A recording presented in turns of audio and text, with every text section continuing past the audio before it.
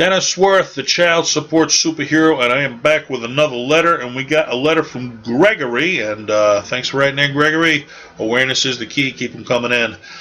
Child support superhero is a busy guy doing superhero things, but I get around to him, as soon as I can.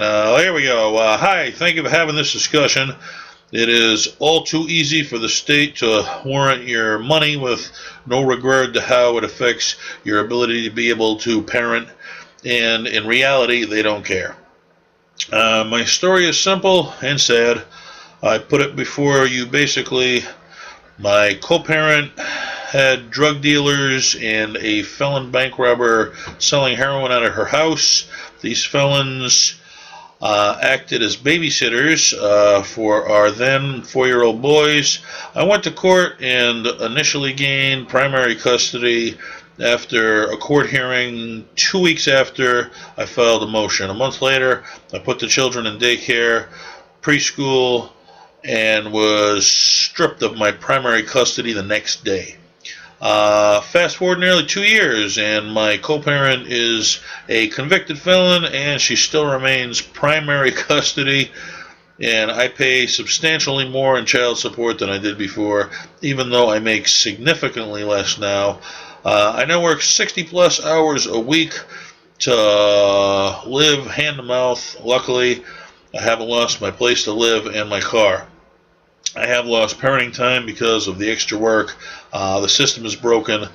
How is it that a person who has not broken any laws is punished for trying to protect his children, and the felon is rewarded? Good question, Gregory. And yeah, certainly, the money is a big aspect, and as long as the government's making a profit off of it, they're not taking into consideration. They care less about you, they care less about her. They got their quota to make, and they're going to make money. And when your child looks at you like you're a bum because you never have the money to take him or her anywhere or do anything with them, and at that age, they don't get the financial aspect that, hey, I got to pay your mom or your dad this much in child support, and that's why I don't have any money. All they see is, how come mom and dad can't, this parent can't do the fun things with me that the other parent does? How come this parent can't buy me the great things this other parent does? And unfortunately, it makes one parent look like a bum and the other parent look like a hero, and it's a very unfair system.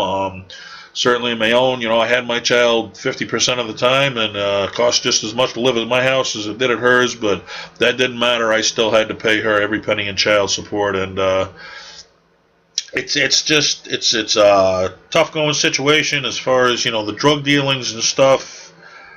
You need proof of all that. Certainly, if she's convicted, you have some proof, but, they're not going to take that in consideration unless your kids are in danger, and certainly if, drug dealers are babysitting your kids, I'm sure she'd have a whole different story whether that's true or not, and it's just a bigger mess and a bigger, dilemma for the courts to deal with. They don't care. All they care about is your money, and that's what's going to happen right there. So, you work 60 hours a week to pay the child support, so, even if you do get your child, you're sleepwalking half the time for the little bit of time you do get to spend with them. You're half awake from working so many hours, and you got no money to do with them anyway because the courts have given it all to the other parents. So it's a broken system, and you do wonder how one parent is rewarded so much and the other parent is, stripped away so much, and it's the system we live in. It's a system that needs to change, and it's a system that unfortunately just keeps getting worse. There's other countries, Australia I'll bring up, where the suicide rate among parents who pay child support is just astronomical, and we're following down the path that they've already led. And I remember when I took my history class in high school, one of the sayings was, those who don't learn from their past are doomed to repeat it. We're repeating a failed system. So at some point we have to get somebody in office that realizes that our children's lives, parents' lives, all this is worth more than money. And unfortunately, we live in a country where money is the most important thing, and yes, we've even put it above that of our own children. And until that changes, nothing's going to get solved. And it's a very sad, sad fact, okay, where the almighty dollar is more important than family itself. And You know, I was brought up in a time where family was very important, and a generation before that, family was everything, and, you know, family was the only thing. And unfortunately, it's to the point now where family is being erased and profit is being enforced, and it's a very sad thing. How do we stop it? I'll say it again. Spread awareness, okay? I'm doing my part here. You got to do your part.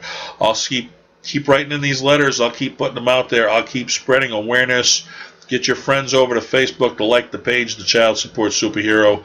And, hey, together we're going to make a stand, man. We're organizing, and as long as we're organizing, the next generation, they're going to have something to go forward with and stop this from happening. So, until next time, I am the Child Support Superhero.